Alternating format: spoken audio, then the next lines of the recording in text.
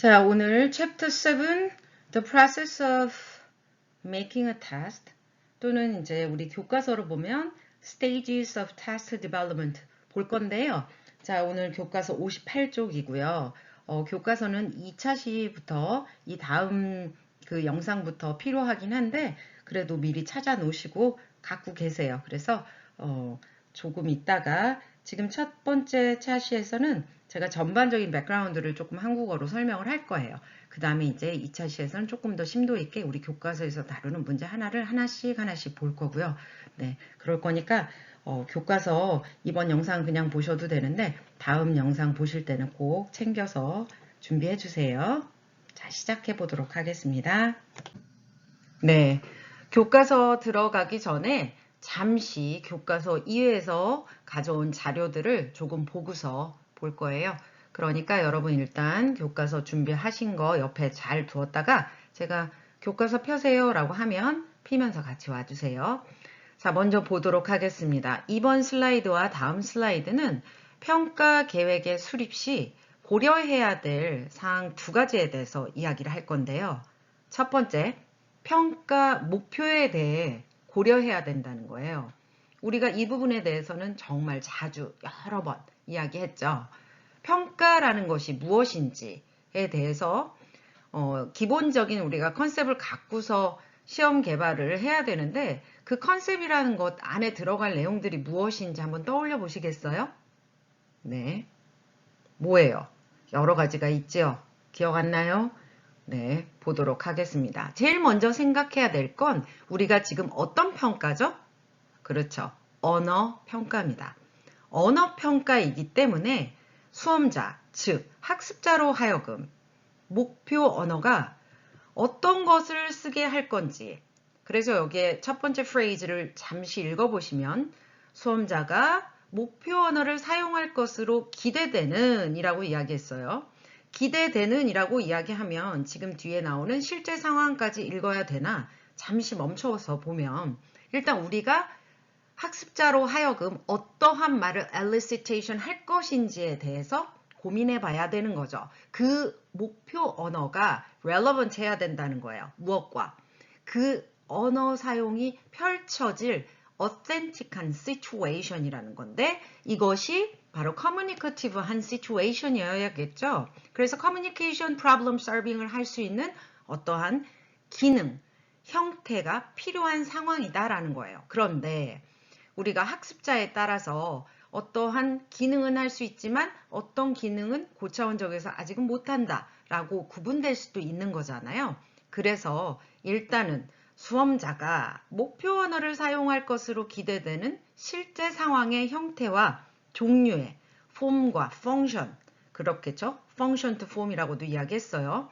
우리가 이렇게 기대되는 형태와 그 형태가 사용되어질 수 있는 어떤 linguistic functioning 이런 건 pragmatic 한 거죠. 그래서 자, 우리가 어느 기능 상황에서 언어 기능을 제대로 폼을 잘 활용해서 말할 수 있는 것인지에 대해서 고민해 볼 필요가 있다는 거죠. 우리가 쉽게 생각해서 초등학교 3학년 처음으로 영어 교과서가 교과 과정에 포함이 되는 그 공교육의 기초 단계 영어와 우리 고3 수능 시험과 그리고 토익 토플 시험과 기대되는 상황의 형태가 다르죠. 그렇죠. 이 language feature들이 드러나는 어떤 폼에 대한 형태와 그리고 그에 따른 situation이 다르다라는 겁니다. 그래서 폼은 linguistic feature를 이야기하는 거고요. 그리고 여기에서 말하는 상황이라는 건 뭐 situation도 되고 theme도 되고요. 그리고 또 뭐가 있어요? 그렇죠. 펑션들, 언어적 기능들 이걸 전반적으로 얘기를 하는 거기 때문에 이 질문이 되게 간단해 보이지만 우리가 질문이 제대로 되어져야 학습자가 어떠한 언어 정도의 디벨롭먼트를 보이는지를 끌어낼 수가 있고 평가를 하고 그 결과를 우리가 신뢰할 수 있다는 거. 그러면 이거는 그렇죠. 타당도를 지켜내며 결과론적으로 나온 데이터가 신뢰도까지 맞닿는 이러한 end meet을 우리가 expect 하기 위해서는 기본적으로 목표 언어가 실제 상황의 형태와 종류에 맞아야 한다. 그러려면 어떤 게 있는지 먼저 파악해라 라는 거예요. 그 다음 두 번째, 실제 생활 상황에서 제대로 기능하는 데 필요한 언어 구사력의 수준은 어느 정도가 되어야 하느냐. 우리가 기초적으로 짧게 인사할 수 있다라는 것부터 인사라는 그레이딩 안에서의 그 언어적 기능 안에서도 우리가 수많은 경우에 언어 기능이 있을 수 있어요. 그렇겠죠? 자, 그러면 그냥 헬로 하이로 끝나는 경우가 아니라 어떤 그 비즈니스 미팅에서 처음으로 자기의 프레젠테이션을 하는데 자신을 소개하는 그러한 그리딩의 형태도 있을 수 있는 거잖아요. 자, 그렇다면 실제 상황에서 제대로 기능하는 데 필요한 제대로 기능하는데 linguistic feature가 어떤 situation에서 apply를 되는 그 상황에서 to what extent of language feature and linguistic proficiency will be needed. 그렇겠죠. 어느 정도까지 필요되어지는 것인지 그 수준은 어느 정도까지인지를 파악해야 돼요. 그래서 예를 들어 IELTS 시험 같은 경우에 레인지가 밴드 1에서 11까지 있죠. 이렇게 구분을 해서 놓는다라는 것 자체가 그들이 도달해야 되는 위치가 다 다르며 그에 해당하는 위치까지 멈춰서 문제를 내줘야지 그 이상의 걸 내면 된다 안 된다? 안 된다는 거예요. 그렇겠죠. 그래서 처음으로 다시 돌아가면 목표 언어를 고려하며 이것이 실제 상황에서 형태와 종류에는 어떤 것들이 있을 수 있는지 form to function과 situation, theme 이런 것들을 잘 봐야 돼요. 그래서 linguistic functioning을 어떻게 apply를 할 수 있는지를 보고 그리고 그렇다면 그 수준은 어느 정도까지 구별을 해줄 것이냐라는 문제는 굉장히 기본적으로 language testing에 있어서 타당하는 이야기겠죠. 타당성을 지키기 위해서는 당연히 우리가 expect 하는 부분까지만 질문을 해야 되는 게 맞는 거잖아요. 그렇죠? 자, 그 다음 평가 상황에서 재현되어야 할 필요가 있는 실제 언어 사용의 모습들은 어떤 게 있느냐는 거예요. 우리가 real communication situation에서 우리가 어떠한 종류의 기능을 요구할 것인지 예를 들어서 구어체로 우리가 배운 대로 표현하지 않고 마치 우리가 책에서 읽은 듯이 표현을 하는 커뮤니케이션 상황이라면 대화에 있어서 유창성이 좀 떨어지는 걸로 들릴 수가 있잖아요. 그렇기 때문에 왜 우리가 그 뭐 진지 드셨어요 이런 말 안 하는데 그걸 교과서에서 배웠고 그거를 일반인들에게 사용하는 외국인을 보면 그렇게 느껴지는 것처럼 우리도 영어를 사용할 때 그럴 수 있다는 거예요. 그래서 저는 종종 그런 상상을 해보거든요. 원어민이 나의 영어를 듣는다면 어떻게 느낄 것인가? 어느 정도의 수준으로 느낄 것인가? 그 다음 내가 말하는 게 지금 그 어느 정도의 그 한국에서 활동을 하고 있는 원어민들이 그러니까 외국 사람들이 한국어를 흉내냈을 때 어느 정도로 들릴까? 뭐 여러 가지 생각을 해본다는 거죠. 그런 것처럼 그래서 세 번째 평가 상황에서 재현돼야 할 필요가 있는 실제 언어 사용의 모습들이 어떤 것이 될 수 있는지 우리가 진짜 물어보고 학습자가 갖춰야 될 기본적이고 그리고 실제 언어 사용이 적용이 될 수 있고 끌어낼 수 있는 시츄에이션이 어떤 거냐. 그러니까 그 도메인을 찾아내는 거예요. 어떠한 언어가 어떠한 language task 상황에서 발현될 수 있고 구현될 수 있고 우리가 그걸 통해서 확인할 수 있는지요. 그러니까 과학적인 태도입니다. 이게 굉장히. 실험할 때랑 똑같아요. 자, 그 다음 마지막으로 평가의 목적과 관련하여 평가의 전후에 수험자에게 제공해야 할 정보가 어떤 게 있는가라는 거죠. 자, 어떤 게 있을 수 있을까요? 우리가 잘 고민해야 돼요. 이게 바로 무엇과 관련된 거죠? 그렇죠. 워시백, 백워시라는 거죠. 자, 우리가 백워시를 주려고 한다라는 건 학습자에게 수험자나 학습자다라고 표현을 하는 이유가 우리가 한 번만 보는 시험도 있지만 여러 번 봐서 그 향상도를 보는 경우도 있잖아요. 그럴 때는 학습자라고 표현을 하는 게 더 좋겠죠. 그래서 평가를 한 이후에 우리가 백워시로 어떠한 종류의 피드백을 줄 수 있는지를 고민해 봐야 한다라는 거예요. 그러면 다시 돌아가면 평가라는 거요. 목표에 대해서 이 시험은 왜 디벨롭을 하는지 우리가 무엇 때문에 무엇을 알고자 테스트를 보게 하느냐라는 것은 다시 돌아가면 이렇게 하나하나 이 네 가지가 다 골고루 고려되어야지만이 제대로 된 언어 평가를 만들어낼 수 있다는 겁니다. 이해되시죠? 네, 수고하셨어요. 여기까지는. 그 다음 이어서 고려사항 두 번째 보도록 하겠습니다. 평가 계획의 수립 시 고려해야 될 두 번째 사항에 대해서 알려드리겠습니다. 자, 두 번째는 실제적 여건에 관한 고려인데요. 자, 첫 번째, 전체 수험자의 수입니다. 전체 수험자라는 것은 총 시험을 보는 사람들의 숫자겠죠. 이게 너무 많은 경우에는 문제가 발생할 수밖에 없다는 거예요. 예를 들어서 한 선생님에게 할당된 수험생의 수가 클래스 바이 클래스로 했을 때 예를 들어서 어떤 클래스는 제가 100명을 가르치고 어떤 반은 20명, 어떤 반은 10명을 가르친다고 봅시다. 수업을 하는 상황에서는 그 공간적 제약이 그닥 큰 문제가 아니지만 실제로 수험 상황에서는 어느 정도 physical distance가 필요하잖아요. 이런 상황에서는 클래스의 그 자체가 좁아질 수 있다라는 거예요. 자, 그러면 어떻게 해야 될까요? 네, 그렇다면 두 번째 요소인 평가관리 요원과 평가 장소의 확보를 통해서 분반을 한다랄지 아니면 평가관리 요원을 더 많이 투입을 한다랄지 그런 문제들을 통해서 해결을 해야 된다는 거예요. 자, 그렇다면 우리가 시험 문제를 어떻게 내지? 라고 고려했던 부분을 넘어선 실제적인 여건에서는 이런 것조차도 문제가 될 수 있다라는 새로운 관점이 생기기 시작하는 겁니다. 그렇겠죠? 자, 그리고 또한 소요되는 시간. 예를 들어서 우리가 전체 수험자가 100명이어서 분반을 했다고 쳐요. 자, 그랬는데 한 반은 시험을 빨리 풀었어요. 그래서 선생님이 다 푼 사람 내고 가라 그랬어요. 그리고 한 반은 50분의 시간을 지키게끔 했다라고 칩시다. 그러면 그거엔 차이가 없을까요?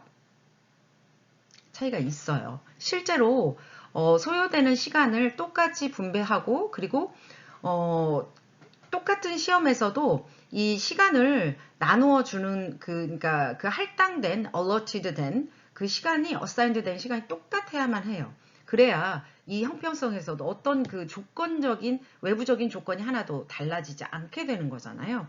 자, 그리고 또 하나 예를 들어서 시간이 원래 50분이면 푸는 문제예요. 그런데 30분밖에 주지 않았어요. 그러면 어떻게 되나요?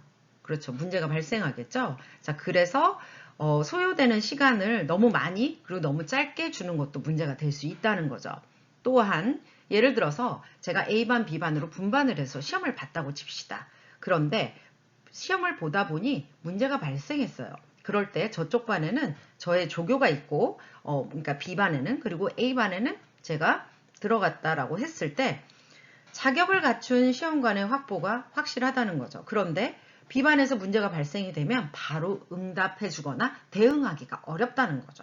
그러면 무언가 뭐 연락을 하고 그 다음에 컨택이 된 이후에 문제를 해결하고 하는 사이에 문제 발생의 시간이 딜레이가 되면 소요되는 시간 자체가 완전히 늘어나고 시험에 할당되어진 시간의 형평성이 어긋나게 되는 거죠.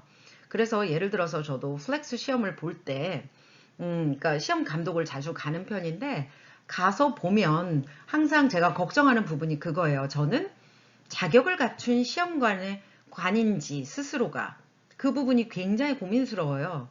왜냐하면 제가 아무리 영어 선생님이라 하더라도 모든 언어를 알 수 있는 건 아니잖아요. 그래서 특수 언어 시험 같은 거를 볼 때는 굉장히 긴장하고 갑니다. 왜냐? 리스닝 시험이나 뭐 이런 걸 보던 중에 오디오에 문제가 생기면 몇 번까지 풀었는지를 알아야 그 나머지 시간을 확보해 줄 수가 있고 예를 들어서 25분 리스닝 시간인데 12분 30초에 문제가 발생했어요. 그러면 그 시간을 정확하게 체크하고 있다가 딜레이 된 시간만큼 빼고 나머지 12분 30초를 줘야지 25분이라는 시간이 메이크업이 되는 거잖아요.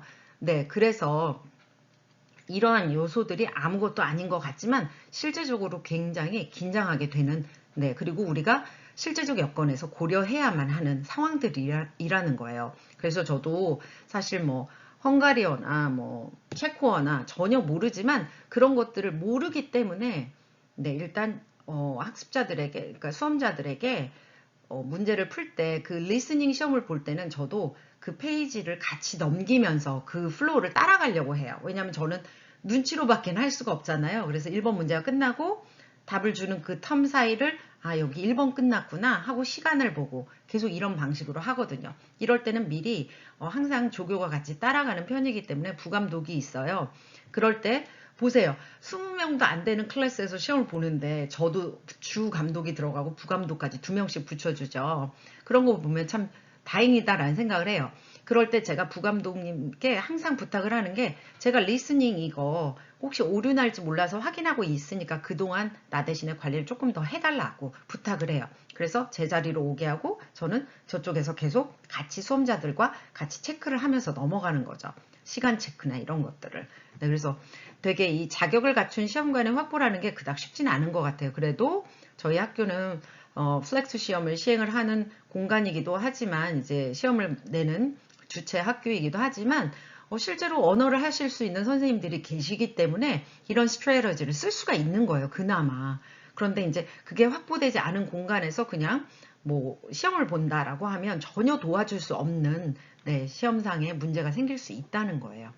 자, 그 다음에 여기서 말하는 건 사실 말하기나 작문 시험이다라고 이야기했지만 저는 이게 모든 전반적인 걸쳐서 그 해당하는 선생님이 아니실 때 왜 우리 중고등학교 때 보면 시험 시간에 막 선생님들 돌아다니면서 뭐 7번 문제 기억 뭐가 틀렸다고 막 돌아다니시잖아요. 그런 저도 이제 저희 아이나 시험 감독을 갔던 엄마들에게 이야기를 주변 어른들한테 들어보면 그런 일들이 많아요. 그런데 그 해당 선생님이 체육 선생님이시거나 뭐 체육을 비하하는 건 아니지만 내지는 뭐 영어인데 과학 선생님 들어오셨거나 수학 선생님 들어오셨거나 뭐 이랬을 때는 굉장히 그걸 대처하는 게 반응이 느려가지고 애들이 발만 동동 굴렀다. 문제를 잘못 낸 사람이 잘못이긴 하지만 그것에 대한 시험 선생님, 시험관이 굉장히 많이, 그 학습자들을 독려해줘야 되고요. 긴장하지 않아도 된다라는 어떤 얼주를 해줄 필요가 있어요. 캄다운도 해주고. 그래서 여튼, 자, 자격을 갖춘 시험관의 확보가 생각보다 굉장히 중요하다라는 겁니다. 그 다음, 평가 과제 유형. 그러니까, 우리 타스크라고 지난 시간부터 계속 얘기했던 랭귀지 타스크 있죠. 그래서 이 도메인 상황 자체 유형이 평가 상황에서 실제로 가능한가라는 거예요. 자, 수영하면 어디? 그렇죠. 수영장에서 시험을 봐야 되는데 그 수영장이 실제로 재현이 가능한가? 우리가 수영장을 가서 직접 수영을 할 수 있는 공간적인 여력이 되는가라는 거죠. 그리고 우리가 타이핑 시험을 봐야 되는데 영어 타이핑 시험 본다고 했는데 네, 손으로 막 이렇게 그냥 책상에다 쳐봐라 이렇게 할 수는 없잖아요. 네, 그런 문제들이에요. 자, 그 다음 맨 마지막 채점 결과가 이제 점수화해서 표로 나오거나 내지는 네, numeric 어떤 그래프 뭐 numeric으로 나오거나 어떤 익스프레션으로도 나올 수 있지만 그래프로도 나올 수 있고요. 보고하는 방식은 되게 다양할 수는 있는데요. 생각보다 이것을 해독하는 능력, 해석하는 능력이 읽는 사람은 떨어질 수 있다라는 거예요. 그래서 저는 특히나 이 채점 결과를 나온 점수를 보고 이렇게 원 싱글로 되는 시험들 있잖아요. 이런 것들은 특히나 우리가 보고 나서, 그러니까 여기서 보고와 이 보고는 다르죠. 우리가 예를 들어서 이제 내가 수험자로서 내가 시험을 볼 땐 상관이 없는데, 특히나 이제 중고등학교 어머니들 같은 경우에는, 전혀 이 상황 파악을 못 하시는 경우들이 많아요. 그래서 저는 모의고사 보는 날이거나 어떤 공식적인 성적이 나오는 날은 주변 지인들에게 전화를 많이 받아요. 동네 분들에게. 그래서, 이게 도대체 이 표가 의미하는 바가 무엇이냐. 그러니까 해석을 못 하시는 거죠. 여러분 학점 보면 금방 파악되잖아요. 그렇죠. 그리고 이제 교수님들이 미리 알려주시고, 그리고 그 사이에 계속적인 피드백을 줬기 때문에 학점의 결과가 어느 정도 나올 거다라는 것을 예측하고, 실제로 내가 생각한 것보다 점수가 높으면, 아, 그냥 잘했나 보다. 그렇지만 그 이전에 교수님들하고 충분한 디스커션이 된 클래스에서는 이게 점수와 상관없이 이미 어떤 satisfy 되는 피드백에 대한 만족도가 있을 거라는 거예요. 그런데 그런 거 없이 단절된 상태에서 딱 학점만 나오는 그런 클래스도 있잖아요. 그랬을 때 굉장히 답답하잖아요. 그래서 채점 결과가 나온 점수를 그리고 보고하는 우리에게 주어지는 그러한 방식들에 있어서 굉장히 적절한지를 따져볼 필요가 있다는 겁니다. 이게 고려되어져야 되는 부분이기 때문에 우리가 시험을 디자인하기 전에 조금 생각해보고 시작하자라는 의미였습니다. 언어 평가 도구의 개발 절차 중 첫 번째 고민해 봐야 할 절차가 있습니다. 우리가 언어를 평가한다라는 건 language ability가 어느 정도 우리 내재되어 있는지를 파악하는 것이므로 생각해 보세요. 사람을 판단한다라는 것 자체가 그닥 쉬운 일은 아니잖아요. 그렇죠? 그런데 심지어 그 사람이 가지고 있는 언어 능력을 figure out 해야 되는 상황이에요.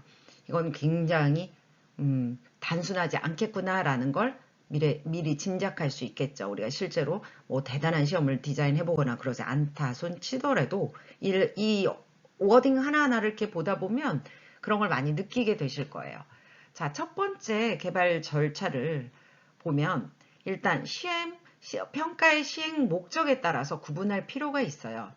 소규모 학교 평가, 비공식적인 평가 vs 대규모 평가거나 상업적 목적의 평가입니다. 예를 들어서 우리가 클래스에서 그냥 보는 퀴즈나 테스트 같은 경우에는 소규모 학교 평가라고 볼 수 있겠죠. 그럼에도 불구하고 이 시험에서도 최대한 reliable하고 valid하기 위해서 교사나 그 다음에 그 하나의 시험을 위해서 몇 명의 교사들이 같이 협업을 통해서 그 시험의 목적에 맞게끔 최대한 끌어내는 작업을 하죠. 그렇지만 이 평가 도구의 개발 과정은 상대적으로 대규모 평가나 상업적 목적의 평가보다는 훨씬 간단하고 단순할 수밖에 없겠죠. 자, 반대로 보면 평가 도구 개발 과정이 복잡하고 시간이 많이 걸린다라고 제가 해놨는데요. 생각을 해보세요. 토플이나 토익은 공식적인 절차를 통해서 보는 공인 인증 점수예요. 세상이 모두 다 linguistic proficiency를 판단하는 기준을 삼고 있는 공신력 있는 시험이잖아요. 이 시험을 저의 클래스의 시험과 비교를 하자라고 하면 보는 대상이 전체 누구든지라는 세상에 있는 누구든 볼 수 있는 가능성이 있는 거랑 제 수업을 듣는 사람하고는 확연하게 다를 수밖에 없잖아요. 그렇죠? 그래서 시험을 누가 보느냐, 지금 내 앞에 있는 누군가가 보는 거와 그 다음에 내가 알지 못하는 사람이 되었을 때 우리가 뭐 예를 들어서 그 정도의 비교만 해도 금방 이해가 될 거예요. 예를 들어 제가 중간고사 문제 위크 3에 수업 시간 중 제가 어떠한 단어를 외워보라고 하였습니다. 그 단어는 무엇이고 자, 그 단어의 의미는 무엇인지 뭐 3줄 이내로 영어로 서술하세요 라고 썼어요. 그러면 이게 대규모 평가와 상업적 목적에 누구든지 볼 수 있는 open to everyone, open to public 된 시험에 적용할 수 있을까요? 그렇지 않죠? 네, 그렇기 때문에 조금 더 복잡하고 consider 해야 되는 부분들이 많이 요소들이 요인으로 작용하고 있을 수 있다는 거예요. 그러다 보니까 평가도구 개발 과정 자체가 복잡하고 시간이 많이 걸리고 그러니까 면밀한 준비와 집행이 필요할 수밖에 없다는 겁니다. 이해되시겠죠? 그렇다고 해서 제가 함부로 시험을 문제를 만드는 건 아닙니다. 그럼에도 불구하고 제가 부족할 수 있으니까 어떻게 할까요? 네, observation이나 과제나 다양한 평가 도구 툴을 쓰게 됩니다. 그래서 이 사람을 다면적으로 파악할 수 있는 기회들을 많이 갖죠. 그래서 one single test가 아니에요.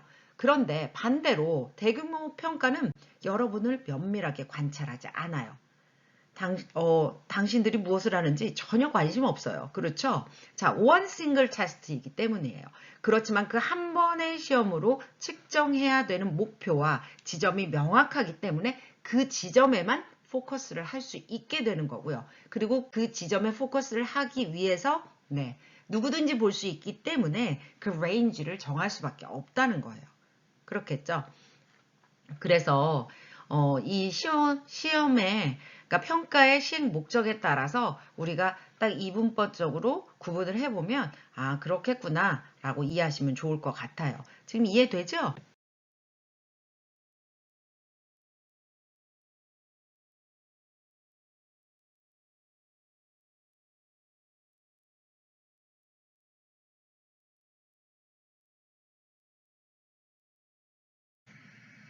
네, 평가 세부 계획서를 작성해야 되는 게 두 번째인데요. 타당도, 신뢰도, 실제성, 그 다음에 영향력 확보를 위해서 반드시 필요한 절차다라고 써 있죠. 자, 여러분 여기서 다 아실 거라고 생각을 해요. 타당도는 그렇죠. validity, 측정하려고 하는 것을 제대로 측정하고 있는가에 대한 정도를 이야기하는 거고, 신뢰는 그 점수의 결과를 얼마만큼 우리가 신뢰할 수 있느냐. 반대로 이야기하면 측정한 데이터의 오차가 어느 정도까지 적을 수 있는가. 네, 그것에 따라서 우리가 믿을 만한 점수다, 믿지 못할 만한 점수다 라고 이야기할 수 있겠죠. 그리고 실제적으로 평가 실시에서 필요한 모든 자원의 사용이 가능한 범위를 얘기하는데, 자, 우리가 그 평가에서 필요로 하고 요구되어지는 모든 태스크에서 필요한 자원이라는 건 수영할 땐 수영장, 그렇겠죠. 네. 그리고 어떤 시츄에이션에 대해서 설명을 할 때도 그 시츄에이션이 우리가 납득 가능한 범주 내여야 한다라는 거예요. 그래서 language 테스트를 할 때는 이 태스크 자체가 굉장히 디자인을 델리케이트하게 해줄 필요가 있습니다. 그래야 우리가 딱 그 순간에 글로 읽었지만 시츄에이션을 우리에게 서제스트 해주는 거잖아요. 그럼 그 language task 자체가 우리가 이해가 되고 납득되어야 그거에 대한 반응으로 대답을 쓰거나, 네, 그럴 수 있기 때문에 말을 하거나.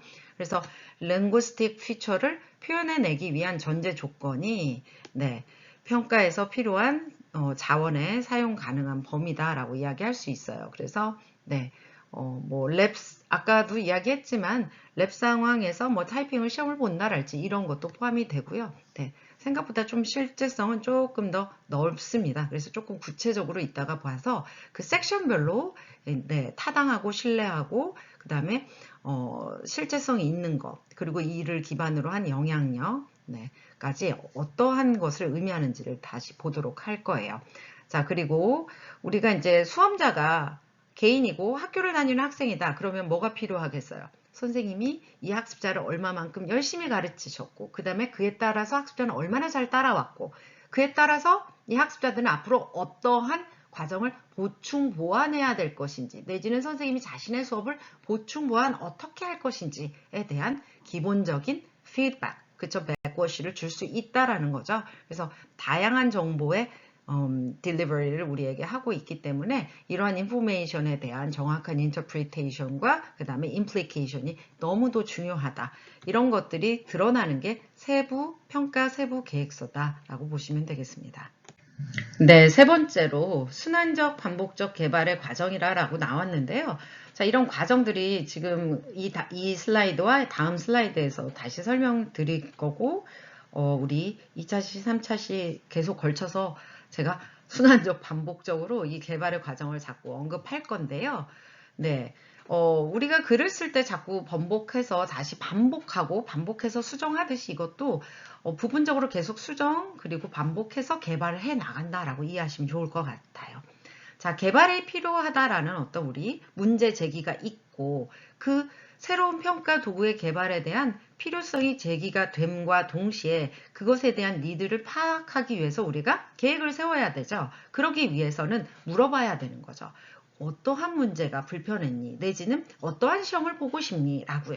그래서 질문지나 공식적인 자료 내지는 자문 등을 통해서 데이터를 얻을 수 있고요. 또는 인터뷰 같은 것들을 통해서, 네, 구체적이고 실질적인 아이디어를 얻고 그를 통한 전반적인 계획을 수립할 수가 있다라고 생각하시면 좋을 것 같습니다. 자, 그 다음에 고안을 하는데 평가 세부 계획서를 작성을 하고 그 세부 계획서를 기반으로 평가의 내용과 방법, 그리고 평가 도구의 형태, 그리고 그 밖의 고려 요소들이 포함이 된다. 그 다음에 개발을 하는데 세부 계획서가 완성이 되면 개발 단계로 바로 들어가게 되는데요. 평가 문항이나 과제를 직접 작성하는 단계라고 보시면 좋습니다. 자, 이 단계는 실제로 이제 도구가 개발이 돼서 그 도구가 실제 투입될 이 상황, 그리고 유사한 상황에서 사전검사, 프리테스트를 반드시 하죠. 그래서 파일럿 테스트라고 하기도 하고요. 그래서 검증을 하고 오타가 있는지도 파악을 하고 그 다음에 최소한 최소한의 평가 도구 개발에 참여하지 않은 동료 교사나 관련된 그런 relevant한 지식을 가진 사람 내지는 relevant한 타 전문가. 그래서 예를 들어서 수학 선생님에게 시험을 한번 풀어보게 한다랄지 다른 관점으로 피드백을 주실 수 있어요. 국어 선생님이랄지. 그러면 우리가 보지 못하는 부분들을 볼 수 있겠죠. 네. 그래서 실제로 저도 그런 얘기 많이 드리잖아요. 저희 신랑한테 읽어봐라, 뭐라고, 뭐 주변 사람한테 이야기도 해보고 들어봐라, 뭐 이런 얘기도 하고 그게 다양한 방식으로 일어나거든요. 그래서 크로스 체크업을 계속 합니다. 그게 중요하다라고 하는 거죠. 네, 그래서 실시를 하고 점검을 하게 되면 이제 마치게 되는데, 네, 사전 검사를 마쳤으니까 이제 투입해서 실시해야죠. 그 다음에 이제 실시하는 상황에서도 아까처럼 다양한 요소를 고려해야 되고요. 그것도 조금 이따가 더 구체적으로 한번 더 볼 거예요. 이 과정들이 복잡하다 보니까 제가 반복하고 반복해서 여러 번 다양한 각도로 조금 더 심도 있게 설명드리고 또 하고 또 하고 할 거예요. 자, 점검 단계 마지막이죠. 그래서 수험자나 교사들의 의견을 수렴하게 되겠죠. 그리고 그 평가한 수행을 분석해 봄으로써 이 결과를 데이터를 기반으로 네, 그리고 학습자들이 이 시험에 대해서 하는 의견들 우리 그래서 그 안면 타당도 이야기도 했었죠. 그래서 그거에 이끌려 가면 안 된다라고 이야기는 했지만 실제로 이제 의견을 수렴을 하고 그리고 데이터 결과를 통해서 다음 평가의 개정이나 네, 개선 그리고 내지는 수업 과정 전반에 대해서 피드백을 줄 수 있다라는 걸 알게 됩니다. 자, 수고하셨습니다. 여기까지. 네, 잠시 쉬고 오시고요. 이 다음 시간에는 교과서를 계속 볼 거니까 교과서 준비 꼭 해주세요.